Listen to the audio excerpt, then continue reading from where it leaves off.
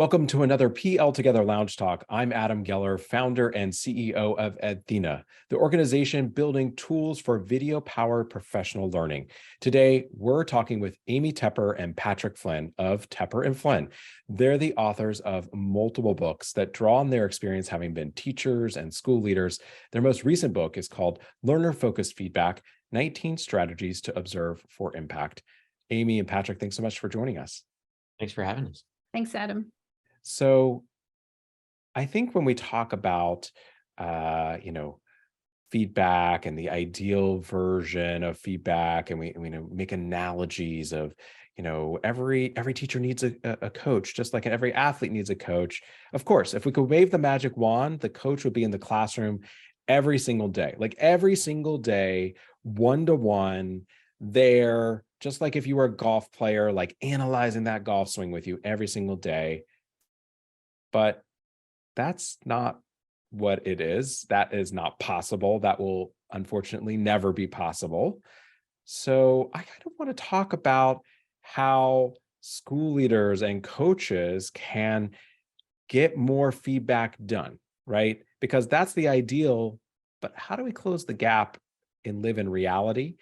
Almost like act as, what can they do to kind of multiply their impact as someone who's facilitating feedback? Yeah, I think there's a few different answers, and answers we always put in quotes, right? Because we have to really kind of express that the models get applied and they're applied within a context, and so we always have to keep that in mind. But as we look at some of the, for example, administrators that we work with who have upward to 55 to 60 direct reports that they're providing feedback on, as you pointed out, it's just unrealistic. And so the model changes do need to occur. And I think one of the strategies that we tend to use with our districts is multiple inputs, is really starting to look at expanding the understanding of what feedback can do and offers any individual teacher. Expanding that so that it's not just the administrator is providing feedback, it is the coach, it is peers, right? It is self-reflective. It's building a cycle in which all of those opportunities are really available to teachers so that they're getting multiple inputs. And that in and of itself, that shift in the model can really change the scale up, right? The amount of feedback that someone's going to get in order to improve their practice. I like that phrase, multiple inputs. And also, you kind of highlighted the idea of the teacher being one of those inputs. So maybe, Amy, talk to us a little about the implied nature of that, which is, or the implied meaning, which is that we have to give control of some of this feedback back to teachers in order to make this system work. Teachers as the collective. So we certainly want to promote self-reflection and uploading a video and watching myself. But I think that we have really shifted. We have department chairs. We have, anyone in our leadership program who's either close to a leadership certification has been part of the work to prepare and be able to offer this high level of feedback. But I think too, some of the other pieces that make this realistic are training. Everyone sits down for a first day with us and says, oh, when I have my pre-conference, when I have this beautiful conversation about how I'm going to cook Thanksgiving dinner, and then I sit and I watch the 45 minutes Thanksgiving dinner, and then I write a report on every single indicator on my instructional framework. All of it is unrealistic. And so we say right off the bat, I am training you to step into a classroom for 7 to 10 minutes, but more frequently, to give a single piece of feedback about a targeted area for change with one bite-sized step for next week. That becomes more realistic versus these models that we got of this enormous process. It's 3 hours and I've seen one teacher. And I think too, organizations and tools that you have where teachers, administrators, and coaches can engage outside of a day where we're just inundated with emails and dysregulated kids, I can jump on my own time and be able to engage in that work as well. Really rich opportunities. Let me play devil's advocate here, and Patrick, you can answer this or deflect if you want. So the style of feedback that Amy was just describing and that you guys are training schools to implement, someone might listen to that and say, so are you telling me I don't need to do the thing I thought was called a coaching conversation? I don't think that's what you're telling us, but make it clear so we're not having to make some assumptions. Sure. I just trained last week in a district. She said, yes, but these stickies are great, but I want to have a conversation. I said, of course. That is the end goal. Anytime we have anyone in a building talking about teaching and learning, something good is happening. But when I have an administrator, so last week we had new assistant principals and they're saying, I'm inundated right now in goal setting, or, whatever's happening on mid-year, wherever we are in the year, or discipline. I can't get into classrooms. So the dream, the ideal of actually having conversations frequently becomes unattainable for them. So we start with, can we get something small left behind in a room as we work towards systems and structures to where conversations can occur? Some of the examples we give is we even look at how is that person's calendar even allowing them? What's happening on their calendar that's keeping them away from where the good stuff's happening and the work they want to do?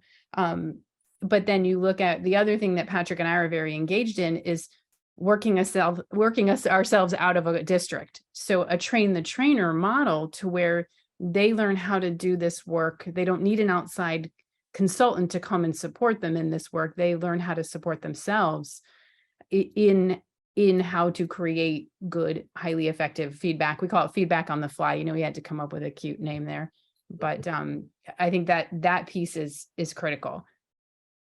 Yeah, and I think what's really important about that is we've had plenty of research now over the last decade to a little over a decade about what systems of feedback and observation have really led to, which has been very little in a lot of ways.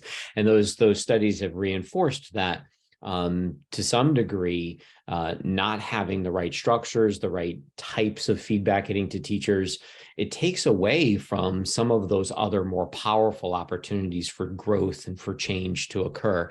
And so, it always comes back to what's the model, or how is the model, better way of putting that, how is the model feeding the inquiry process or PLC process? How is it feeding a professional learning process so that there is a cycle and there are greater opportunities because we take time to have, teacher-based and student-based conversations in our PLCs.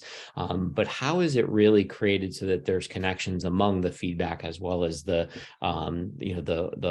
opportunities for that learning to occur after feedback is being provided? And can I give a quick example, Adam? I was thinking about, you asked us a question early in our conversation about innovative ideas, and we're looking at now efficient and effective, solutions. And it's becoming more creative about your time that you do have when you have a group of teachers.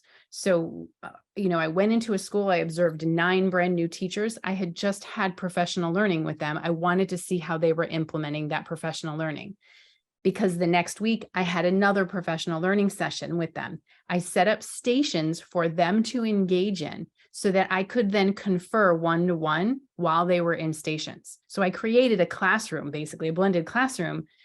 I left them stickies, but then could engage further and could recommend stations for them to choose based on the walkthrough I had just conducted the week before. So there are ways we can get more creative because these are learners, these are adult learners. How do we support them in different structures now? I hear you telling us to make sure that our in-person time is really dense by making sure that our observation time is, kind of correlated to those in-person collaborations. The other thing that really stuck out to me there, and kind of talking about the last decade or so and what it got us and where it got us, it's almost like where I started at the beginning, that ideal version of what we want to do. And I don't hear you saying, well, don't do the official protocol. What I hear you saying is make sure that the most important thing gets done, which is you're having conversations about actual teaching and actual learning, and that core thing must be true. And it's so much more important than any particular protocol that as long as that seed of the feedback is anchored in the real teaching and the learning, it's going to put those school leaders and those educators on the path toward, progress. Absolutely. There's no better place to understand learning than in the classroom, right? So, Well, Amy and Patrick, it has been a pleasure to have you here today. Thank you so much for being part of PL Together. If you're watching this video and wondering what we've talked about in the earlier parts of this conversation or in our other conversations, head to pltogether.org for the rest of our videos, as well as many more. Amy and Patrick, thanks so much. thank you, Adam. Appreciate Thanks, it. Adam.